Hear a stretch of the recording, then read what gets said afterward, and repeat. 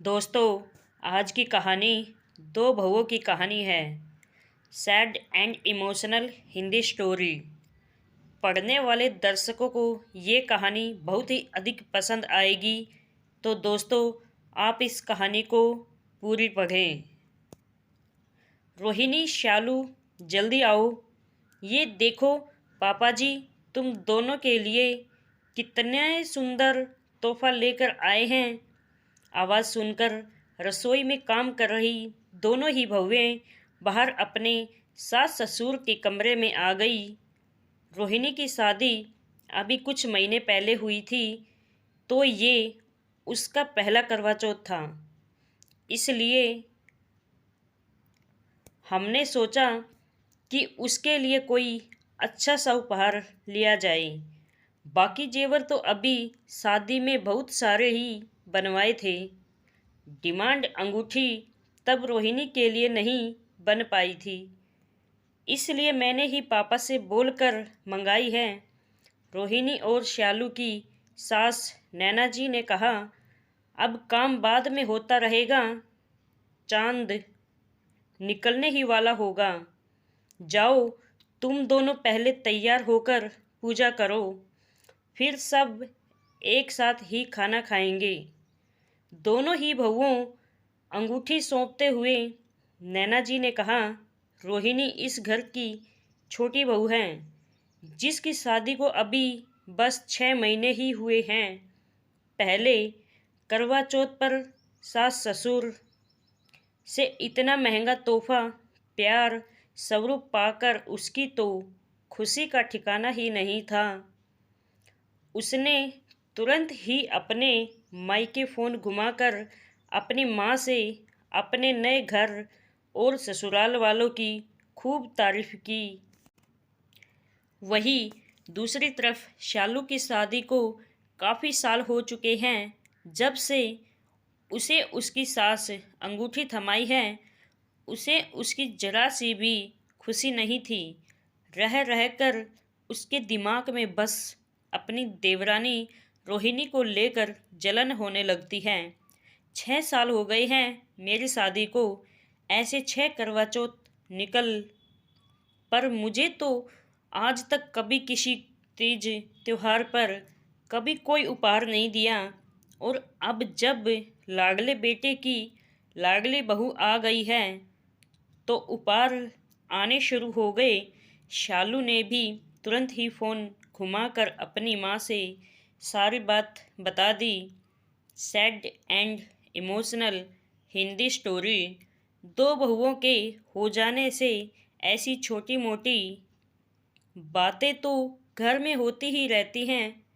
अभी तो शुरुआत है, आगे चलकर ऐसे बहुत से मोड़ आएंगे। तुम घर की बड़ी बहू हो, थोड़ा बड़प्पन दिखाओ।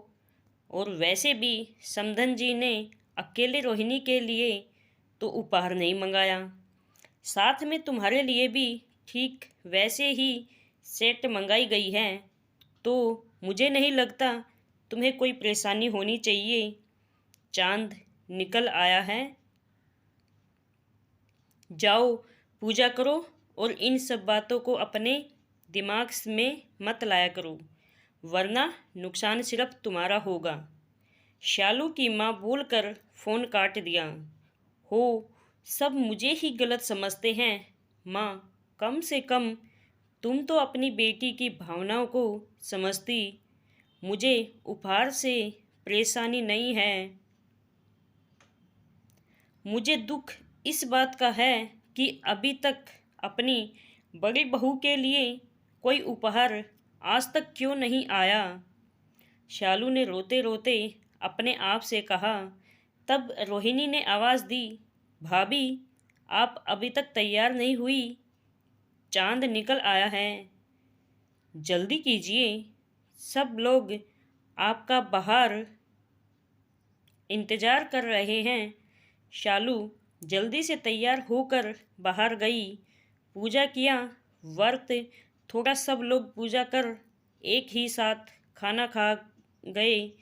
माँ, सारे दोस्त काफ़ी के लिए कैफ़े जा रहे हैं, मैं और रोहिणी भी साथ होकर आते हैं। थोड़ी देर में आ जाएंगे। छोटे बेटे रवि ने अपनी माँ जी से बोला। सब समझती हूँ मैं, सारे दोस्त जा रहे हैं, या तू अपनी पत्नी को कहीं ले जाना चाहता है? नैना जी ने हंसते हुए कहा। जल्दी घर आना और बहू से बोलना सारे जेवर उतार कर जाए, क्योंकि जमाना सही नहीं है और आने में तभी हो जाएगी। उन दोनों के घर से जाने के बाद नैना जी ने बड़ी बहू शालू को अपने कमरे में बुलाया।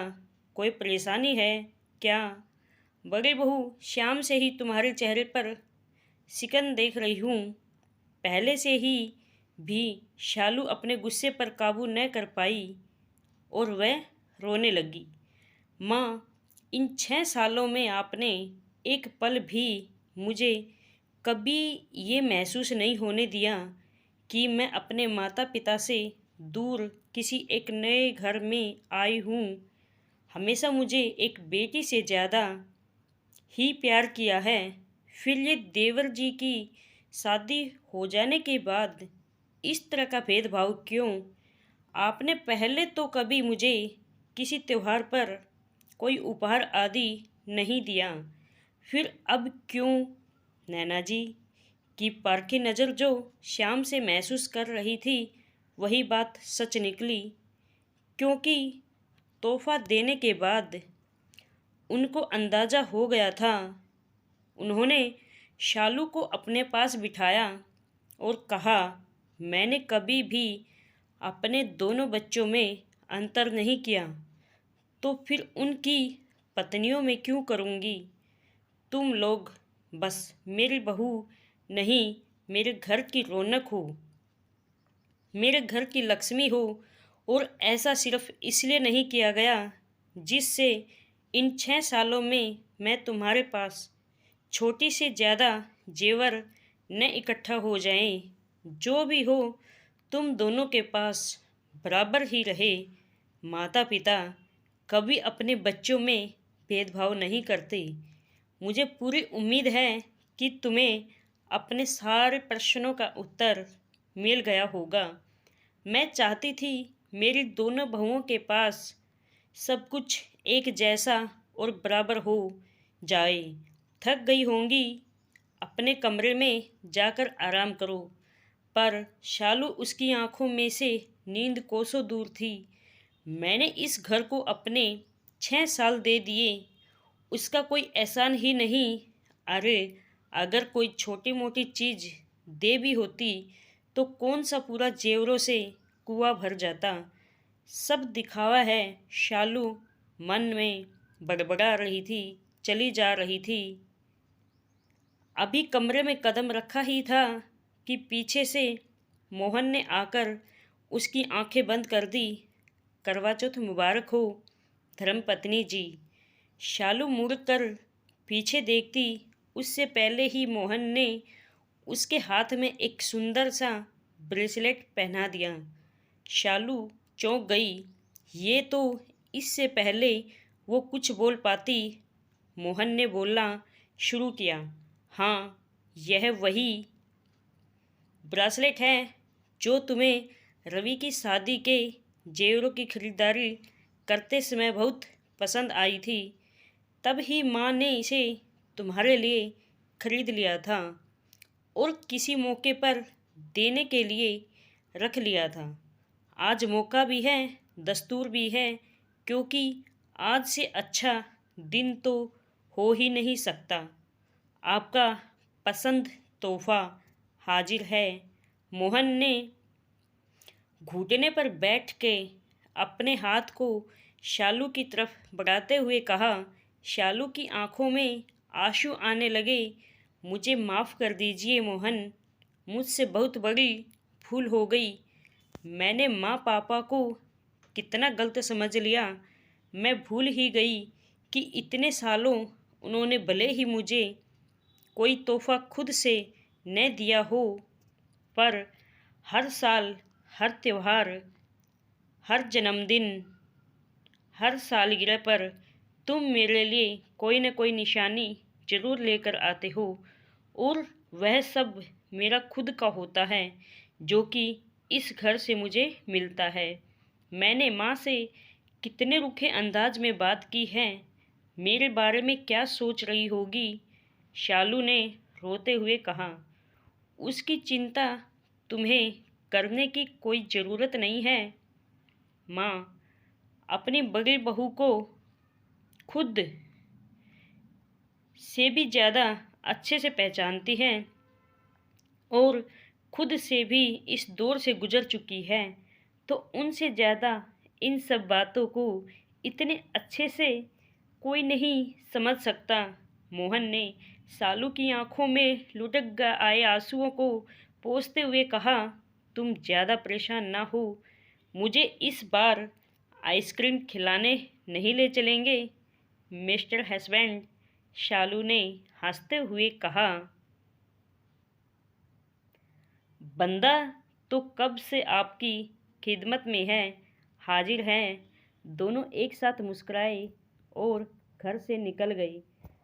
सुबह सब कामों से फुर्सत के बाद जब शालू ने देखा सासू माँ अकेले हैं तो अपने कमरे में तो उनके पास गई और बोली, माँ मुझे माफ़ कर देना, मैंने आपको कितना गलत समझा, आपसे गुस्से में बात की। नैना जी ने शालू का हाथ अपने हाथ में लेते हुए बोली, मुझे पता है मेरी बेटी का दिल बहुत साफ है वो अपनी माँ से कभी नाराज़ नहीं हो सकती।